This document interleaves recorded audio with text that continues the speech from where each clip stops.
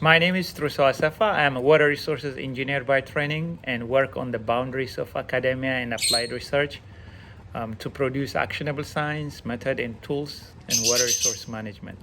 For over a decade, I have worked in the Nile Basin, specifically on water and climate.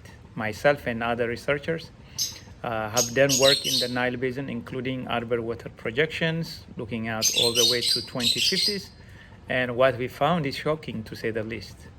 What I see a challenge in the next 10 to 20 years is how can a limited resource within the 11 basin countries could be effectively used? Given the urban water use is expected to triple as economic trajectories for developing countries in the basin follows the rest of the world, how can we ensure the basin water resources is used equitably? Plus, the challenge in climate and the change and demography will put significant pressure on this resource.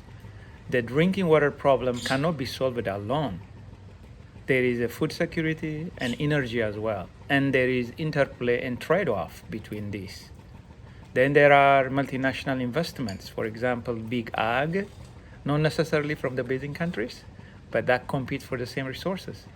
When I think about the future, it is very concerning to think how ordinary people will be able to secure their food, electricity, and water. Unattended, this could result in migration and instabilities for many regions within the basin. What technology science policy could be used? The issue I see in the Nile Basin is on multiple scale.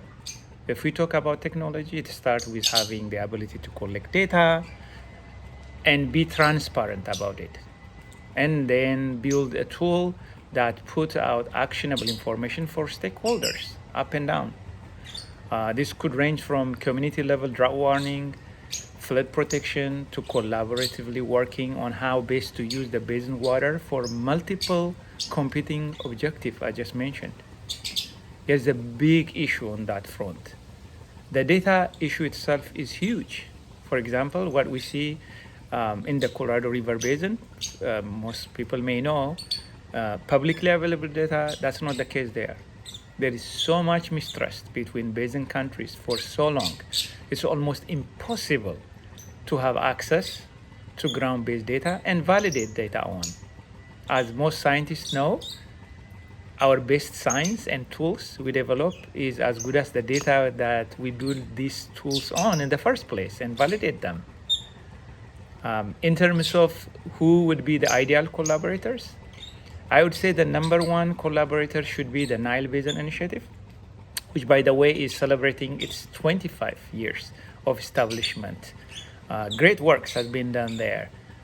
Obviously, there is a lot to be done and may not be to the level most of us expected as well. Given the challenge, they have done a great job. Of course, it has also 3 branches, including the Secretariat, Nile Equatorial Lake Subsidiary Action Program, and the Eastern Nile Technical Regional Office. In addition, there are several small and large NGOs, organizations that work on big picture Nile Basin challenge.